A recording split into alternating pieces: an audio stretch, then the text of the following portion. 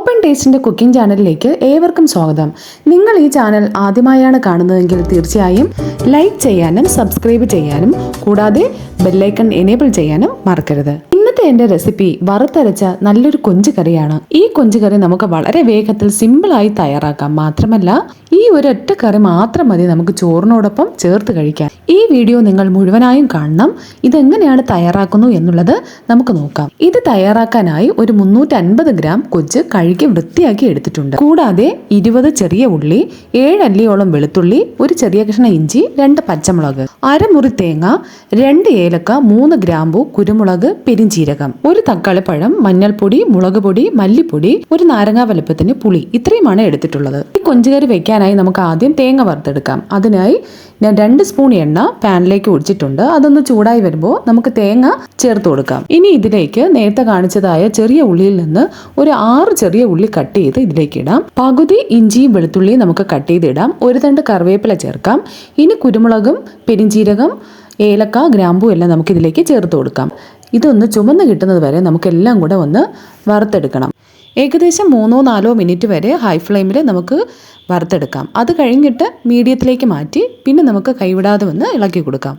ഏകദേശം ഒന്ന് ചുവന്ന് കഴിയുമ്പോൾ ഇതിലേക്ക് 2.5 സ്പൂൺ മുളക് പൊടി, ഞാൻ കാശ്മീരി മുളക് പൊടിയാണ് ഉപയോഗിക്കുന്നത്, എരിവുള്ള മുളക് ഉപയോഗിച്ചിട്ടില്ല, 2 സ്പൂൺ മല്ലിപ്പൊടി, ഒരു 1/4 ടീസ്പൂൺ മഞ്ഞൾപ്പൊടി, ഇത്രയും കൂടെ ചേർത്ത് നമുക്ക് ഇതിൻ്റെ പച്ചമണം മാറുന്നത് വരെ ഒന്നുകൂടെ 1 മിനിറ്റോളം നമുക്കൊന്ന് വറുത്ത് കൊടുക്കാം. ഇതൊക്കെ ചേർത്തതിന് ശേഷം ലോ ഫ്ലെയിമിൽ ഇട്ട് തന്നെ ഇതൊന്ന് വറുത്തെടുക്കാം. ഇപ്പോൾ ഇതാ ഞാനൊരു വേറൊരു പാത്രത്തിലേക്ക് മാറ്റിയിട്ടുണ്ട്. ഇത് തണുത്ത് കഴിഞ്ഞതിന് ശേഷം നമുക്ക് ഒന്ന് അടിച്ചെടുക്കാം. ഇതിവിടെ തണുത്തിട്ടുണ്ട്. ഇനി നമുക്ക് മിക്സിയുടെ ജാറിലേക്ക് മാറ്റാം.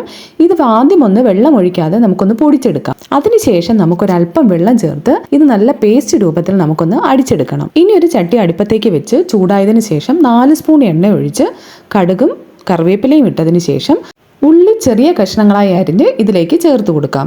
അതിനോടൊപ്പം തന്നെ 2 പച്ചമുളക്, നമ്മുടെ ബാക്കി വന്നതായ ഇഞ്ചിയും വെളുത്തുള്ളിയും ചെറിയ കഷ്ണങ്ങളായി അരിഞ്ഞ് ഇതിലേക്ക് ചേർക്കാം. ഇതെല്ലാം കൂടെ ചേർത്ത് നമുക്കൊന്ന് നല്ലതുപോലെ വഴറ്റിയെടുക്കണം. ഏകദേശം ഉള്ളിയൊക്കെ ഒന്ന് ചുമന്ന് കിട്ടുന്നത് വരെ നമുക്കൊന്ന് വഴറ്റി കൊടുക്കാം. ഇനി 1/4 ടീസ്പൂൺ മഞ്ഞൾപ്പൊടി കൂടെ നമുക്ക് ചേർത്ത് ഇന്നെ ഒന്ന് വീണ്ടും നന്നായിട്ട് ചുമന്ന് കിട്ടുന്നത് വരെ നമുക്കൊന്ന് വഴറ്റി കൊടുക്കാം. ഉള്ളിയൊക്കെ നന്നായി ചുമന്ന് വന്നിട്ടുണ്ട്. ഇനി നമുക്കിതിലേക്ക് തക്കാളിപ്പഴം ചേർക്കാം. തക്കാളിപ്പഴവും കൂടെ ചേർത്ത് തക്കാളിപ്പഴമൊക്കെ നന്നായിട്ട് വെന്ത് ഉടഞ്ഞ് വരുന്നത് വരെ നമുക്കൊന്നുകൂടെ ഒരു 2-3 മിനിറ്റ് വരെ നമുക്കിതൊന്ന് ഇളക്കി കൊടുക്കണം. തക്കാളിപ്പഴവും നല്ലതുപോലെ വഴണ്ട് വന്നിട്ടുണ്ട്. ഇനി നമുക്ക് അരച്ച് വെച്ചതായ നമ്മുടെ തേങ്ങ ഇതിലേക്ക് ചേർത്ത് കൊടുക്കാം. ഏകദേശം 1 മിനിറ്റ് നമുക്ക് ഇതൊന്ന് എണ്ണയിൽ ഇതേപോലെ ഒന്ന് വഴറ്റി എടുത്തതിന് ശേഷം നമുക്ക് വെള്ളം ചേർത്ത് കൊടുക്കാം. വെള്ളം ചേർക്കുന്നത് ചൂടുവെള്ളം ചേർക്കാം. 1-1.5 ഗ്ലാസ് വെള്ളം നമുക്ക് ചേർക്കാം. നമ്മുടെ കൊഞ്ച് വേകുന്നതിന് ആവശ്യമായ വെള്ളമാണ് നമുക്കിതിലേക്ക് ചേർത്ത് കൊടുക്കേണ്ടത്. അതോടൊപ്പം തന്നെ ഞാൻ നേരത്തെ പുളി കാണിച്ചിട്ടുണ്ടായിരുന്നു, നമുക്ക് പുളി കൂടെ പിഴിഞ്ഞ് ഇതിലേക്ക് ചേർക്കണം. ഇനി ആവശ്യത്തിന് ഉപ്പ് നമുക്ക് ചേർത്ത് കൊടുക്കാം. ഉപ്പും കൂടെ ചേർത്ത് ഇതൊന്ന് തിളച്ച് വന്നതിന് ശേഷം കഴുകി വൃത്തിയാക്കി വെച്ചിരുന്നതായ കൊഞ്ച് നമുക്കിതിലേക്ക് ചേർത്ത് കൊടുക്കാം. ഇതെല്ലാം കൂടെ ഒന്ന് ഇളക്കി യോജിപ്പിച്ചതിന് ശേഷം അടച്ചു വെച്ച് ഒരു 3-4 മിനിറ്റ് നമുക്കിത് അടച്ചു വെച്ച് വേവിക്കാം. കൊഞ്ച് നമുക്ക് പെട്ടെന്ന് വെന്ത് കിട്ടും. അതിനുശേഷം ഒന്ന് തുറന്ന് നോക്കി നമുക്കിതൊന്ന് ഇളക്കി കൊടുക്കണം. ഇനി തീ ഒരു മീഡിയത്തിലേക്ക് മാറ്റാം.